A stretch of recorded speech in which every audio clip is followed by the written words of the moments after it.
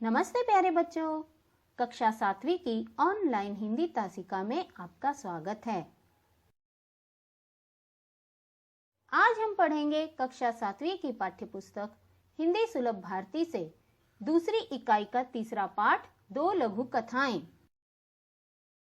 पाठ शुरू करने से पहले हम यह जान लेते हैं कि लघु कथाएं किसे कहा जाता है। इसमें लघु का अर्थ होता है छोटी और कथाएं मतलब कहानियां, अर्थात छोटी कहानियां। लघु कथा गद्य की ऐसी विधा है जो आकार में छोटी होती है, परंतु उसमें कथा तत्व विद्यमान होते हैं। लघु कथाओं की परंपरा सदियों पुरानी है। आप सभी ने अपने घरों में बड़े बुजुर्गों द्वारा किसी न किसी विषय पर छोटी छोटी कहानियां तो जरूर सुनी ही होंगी।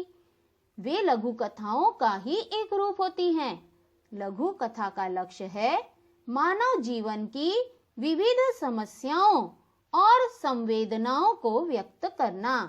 इसमें मानव जीवन की किसी भी एक घटना या परिस्थिति का वर्णन किया जाता है। आइए पढ़ते हैं भाग 1 में पहली लघु कथा, हरा घोड़ा। बच्चों, आपने अकबर बीरबल की कहानी के किस्से तो जरूर सुने ही होंगे, टीवी या यूट्यूब पर देखे भी होंगे। अकबर एक महान शासक थे और बीरबल उनके बुद्धिमान सलाहकार थे। आज हम यहाँ पर दो लघु कथाएं इस पाठ के माध्यम से अकबर बीरबल की दो छोटी छोटी कहानियां पढ़ेंगे, जिसमें बीरबल की बुद्धिमानी और उनके द्वारा किसी भी समस्या को दूर करने की उनकी क्षमता को दर्शाया गया है। अकबर और बीरबल के किस्से बहुत प्रसिद्ध हैं। अकबर एक महान शासक थे। बीरबल उनके 9 रत्नों में से एक थे। एक बार अकबर बीरबल के साथ अपने घोड़े पर बैठकर बगीचे की सैर कर रहे थे। चारों तरफ हरियाली को देखकर उनका मन प्रसन्न हो गया। बादशाह अकबर ने सोचा कि यदि मेरे पास हरे रंग का घोड़ा होता तो मैं उस पर बैठकर हरे भरे स्थानों की सैर करता। बस फिर क्या था। अकबर और बीरबल की कहानियां बहुत ही मशहूर हैं। अकबर एक बहुत बड़े बादशाह थे। यहाँ पर नवरत्न का अर्थ है बादशाह अकबर के दरबार में 9 गुणवान दरबारी थे। उन्हें कालांतर में अकबर के नवरत्न के नाम से जाना गया, जिनके नाम थे अबुल फजल, फैजी, बीरबल, टोडरमल, राजा मान सिंह, अब्दुल रहीम खाने खाना, मुल्ला दो प्याजा और तानसेन। बादशाह अकबर के दरबार में ये 9 विशेष दरबारी माने जाते थे। इन्हीं में से एक थे बीरबल। तो एक बार ऐसा हुआ कि अकबर और बीरबल दोनों ही घोड़े पर बैठकर बगीचे का भ्रमण कर रहे थे। बगीचे में चारों तरफ की हरियाली को देख करके बादशाह अकबर बहुत ही खुश हो गए। तब उन्होंने सोचा कि यदि उनके पास हरे रंग का घोड़ा होता तो वे उस पर बैठ करके हरे भरे स्थानों की सैर करते। बादशाह अकबर ने बीरबल से कहा, मैं तुम्हें 1 सप्ताह का समय देता हूँ कि तुम मेरे लिए हरे रंग के घोड़े का प्रबंध करो। बादशाह अकबर बीरबल की बुद्धिमानी की परीक्षा लेना चाहते थे, इसलिए उन्होंने हरे रंग का घोड़ा लाने के लिए कहा था। बादशाह और बीरबल दोनों यह बात अच्छी तरह से जानते थे कि संसार में कहीं भी हरे रंग का घोड़ा नहीं होता। ध्यान दीजिए बच्चों, बादशाह अकबर ने बीरबल को 1 हफ्ते का समय दिया और कहा कि इस 1 हफ्ते में वे हरे रंग के घोड़े का इंतजाम कर दें।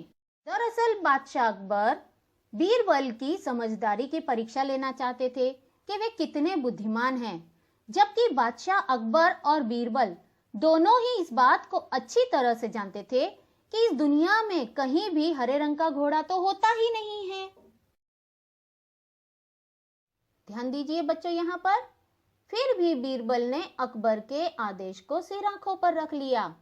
एक सप्ताह बीरबल इधर उधर घूमते रहे और 8वें दिन दरबार में जाकर बोले, हुजूर, आखिर आपके लिए मैंने हरा घोड़ा खोज ही लिया। बादशाह अकबर के आश्चर्य का ठिकाना न रहा। वे सोचने लगे कि जब हरा घोड़ा होता ही नहीं तो बीरबल ने कैसे खोज लिया। अब यहाँ पर अकबर बादशाह ने जब बीरबल से 1 हफ्ते में हरे रंग के घोड़े की व्यवस्था करने के लिए कहा तो बीरबल ने उनकी इस आज्ञा को सिर आंखों पर रख लिया, अर्थात स्वीकार कर लिया। यह एक मुहावरा है, सिर आंखों पर रख लेना, स्वीकार कर लेना। और 1 हफ्ते तक बीरबल यहाँ वहां घूमते रहे और जब 8वां दिन आया तो उस दिन वे दरबार में उपस्थित हुए और बादशाह अकबर के सामने जाकर कहने लगे कि उन्होंने उनके लिए हरे रंग के घोड़े को ढूंढ लिया है। तो बादशाह अकबर जो थे वे बहुत ज्यादा चकित हो गए। सोचने लगे कि जब हरा घोड़ा पूरे विश्व भर में नहीं है तो बीरबल ने कैसे उसे ढूंढ लिया।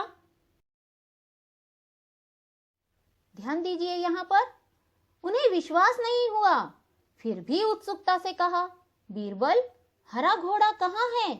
मैं उसे तुरंत ही देखना चाहता हूँ। बीरबल ने उत्तर दिया, हुजूर, घोड़ा मिल गया है, पर हरे घोड़े के मालिक की 2 शर्तें हैं, इसलिए घोड़े को आप अभी नहीं देख सकते, आपको इंतजार करना पड़ेगा।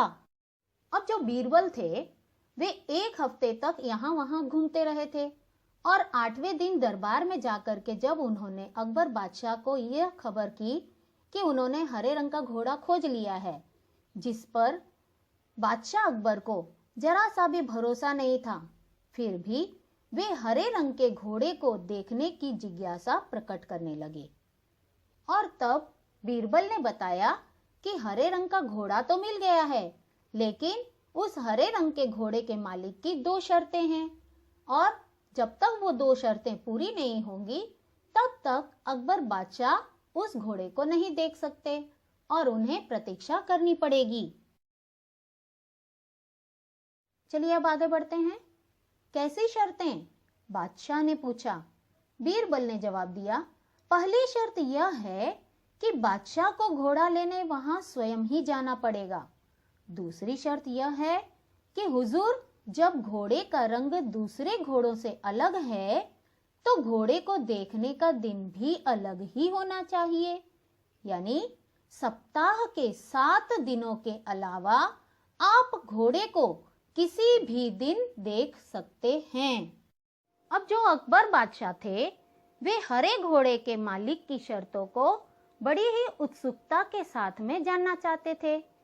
इस पर बीरबल ने बड़ी ही बुद्धिमानी से बताया कि जो हरे घोड़े का मालिक है उसकी पहली शर्त यह है कि अकबर बादशाह को घोड़ा लेने के लिए खुद ही वहां पर जाना पड़ेगा और हरे रंग के घोड़े के मालिक ने दूसरी शर्त यह रखी है कि यह घोड़ा जो है वह दूसरे अन्य सभी घोड़ों से अलग है, अर्थात पूरे विश्व भर में इस घोड़े का रंग अन्य सभी घोड़ों के रंग से अलग है, इसलिए इस घोड़े को देखने का दिन भी अलग होना चाहिए। कहने का तात्पर्य यह है कि हफ्ते के जो 7 दिन होते हैं उन 7 दिनों के अलावा कोई भी अन्य दिन घोड़े को देखने के लिए अकबर बादशाह को चुनना पड़ेगा। ध्यान दीजिए, यहाँ पर जब बादशाह ने बीरबल की दूसरी शर्त सुनी तो वे बीरबल का मुंह देखने लगे। उन्होंने मन ही मन सोचा, 7 दिनों से अलग कौन सा दिन होगा? तब बीरबल बोले, हुजूर, यदि आपको हरा घोड़ा चाहिए तो दोनों शर्तें माननी ही पड़ेंगी। अब जो बीरबल थे उन्होंने बड़ी ही समझदारी के साथ में, चतुराई के साथ में हरे घोड़े के मालिक की 2 शर्तें अकबर बादशाह के सामने रखी थी, जिसके मुताबिक पहली शर्त के आधार पे बादशाह अकबर को घोड़ा लेने के लिए खुद ही जाना था। तो इसमें बादशाह अकबर को कोई भी दिक्कत नहीं थी। सोचने लगे कि चलो घोड़ा लेने जब खुद ही जाना पड़ेगा तो मैं चला जाऊंगा। परंतु जब बीरबल ने दूसरी शर्त के बारे में बताया तो वे बीरबल का मुंह देखने लगे, विचार करने लगे कि यह कैसे हो सकता है। सोचने लगे कि भला 7 दिनों में से ऐसा कौन सा दिन है जब वे घोड़े को देखने के लिए जा सकते हैं या ले सकते हैं। तब बीरबल ने उन्हें बताया कि यदि उन्हें हरा घोड़ा चाहिए तो ये दोनों शर्तें तो माननी ही पड़ेंगी। अंत में देखिए यहाँ पर बादशाह अकबर निरुत्तर हो गए। वे मन ही मन प्रसन्न थे कि बीरबल ने अपनी चतुराई से उन्हें फिर मात दे दी। बादशाह ने बीरबल से हरे घोड़े का प्रबंध करने को कहा। तब बीरबल ने अपनी बुद्धिमानी से ऐसी शर्तें बादशाह के सामने रखी कि वे निरुत्तर हो गए थे। इसी के साथ में वे मन ही मन इस बात से भी खुश हो रहे थे कि बीरबल ने अपनी चतुराई से, अपनी बुद्धिमानी से उन्हें फिर एक बार हरा दिया। तो बच्चों, इस प्रकार बीरबल ने बादशाह अकबर को नाराज भी नहीं किया और अपनी समझदारी से बादशाह के हरे घोड़े को पाने की समस्या का समाधान भी ढूंढ लिया। तो बच्चों, इस कहानी से हमें यह सीख मिलती है कि हमें अपने जीवन में आने वाली किसी भी समस्या का समाधान अपनी बुद्धि और विवेक से निकालना चाहिए। यहाँ भाग 1 में हमारी पहली कहानी हरा घोड़ा समाप्त होती है। दूसरी कहानी सेठ का चित्र पढ़ेंगे भाग 2 में। धन्यवाद।